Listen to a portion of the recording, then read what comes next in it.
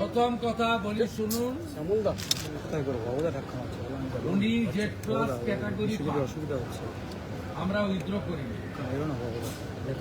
Director of security senior officer এখানে আছেন, আমার সিকিউরিটির জন্যই আছেন। দেখুন, আমি ওনাকে নেমেই জিজ্ঞেস করেছিলাম জি ইজ দেয়ার এনি কমিউনিকেশন। তারা বলেছেন কমিউনিকেশন আমাদের কাছে ছিল না। তবুও আমি টিভি ছবিতে যেটুকু দেখেছি, সিনিয়র পুলিশ ডিসির নেতৃত্বে পুলিশরা তাকে প্রপারলি সাপোর্ট দিয়েছে এবং আমি বিজেপির কোনো পরিচিত মুখকেও দেখিনি, ঝান্ডাকেও দেখিনি। এখন উনি বাড়ির লোক বলছে আমরা ডাকিনি, আমরা উনি যুক্ত হন চাই না, আর উনি বলছেন যে আমি মানে ওই কার্বাইড দিয়ে কাঁঠাল আম পাকানো হয় না, জামাই ষষ্ঠীর আগে বেশি হয়, তা উনি জোর করে ঢুকে চাইছেন যে লকআপে মেরে দিয়েছে, বিজেপি মেরে দিয়েছে, তৃণমূলের সম্পদ। আর বাড়ির লোক বলছে যে আমার তো প্রশাসন পুলিশের উপরে স্যাটিসফাইড, আমরা রহস্য উন্মোচন হোক চাই।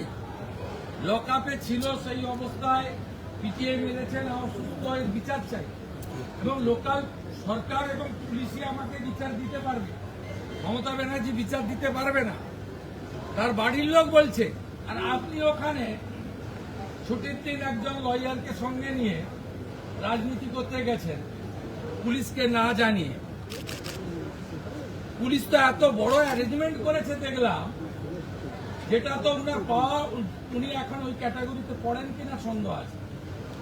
আমাদের নির্দেশ আছে, প্রাক্তন মুখ্যমন্ত্রী 15 বছর ছিলেন, বয়সও হয়েছে, উনাকে যতটা সম্ভব পূর্ণ নিরাপত্তা এবং উনার সম্মান রাখা উচিত। সে কাজ পুলিশ করেছে, পুলিশ কিছু খারাপ কিছু করেনি। তো উনাকে বলবো, আপনাকে ওই বাড়ির লোক দরজা বন্ধ করে দিচ্ছে, আপনি বলছেন যে না আমি দরজা ভেঙে ঢুকবো, এই কাজগুলো করবেন। আপনার কাছ থেকে যদি কেউ সাহায্য চায়, আপনার যদি কেউ হস্তক্ষেপ চায়, আপনি নিশ্চয়ই করুন, কিন্তু আপনি অহেতুক, এখন উন্নয়নের সময়, এই সময় আপনি দয়া করে কোনো জায়গায় গিয়ে এমন কিছু করবেন না যাতে স্বাভাবিক জনজীবন বিপর্যস্ত হয়। আর এত চুরি করেছেন, চোর তো শুনতেই হবে। এরপর থেকে কানে এই আপনার হেলিকপ্টারে চড়লে লাগিয়ে দেয়, ওইগুলো ব্যবহার করুন আপনি, তাহলে চোর শুনতে পারবেন না। বিজেপির পতাকাও ছিল না, বিজেপির কর্মীরাও ছিল না, এত বিপুল জনরস। আপনি তো আজকে অভয়ের বাড়িতে যেতে পারতেন ক্ষমা চাইতে, গামছা নিয়ে যেতে পারতেন, গলায় গামছা দিয়ে বলতে পারতেন এটার উপর দিয়েই তো গেছেন, রত্নাদি ভুল করেছি ক্ষমা করুন।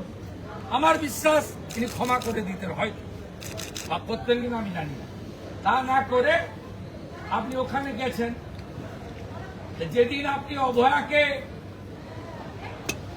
একটা স্টেট হসপিটালের ভিতরে মেরেছিলেন, প্রমাণ লোপাট করতে গেছিলেন, 10 লাখ টাকা দিয়ে কিনতে গেছিলেন, সেদিন আপনার গাড়িতে কাদা মাখাবে না কি ফুল ছুড়বে?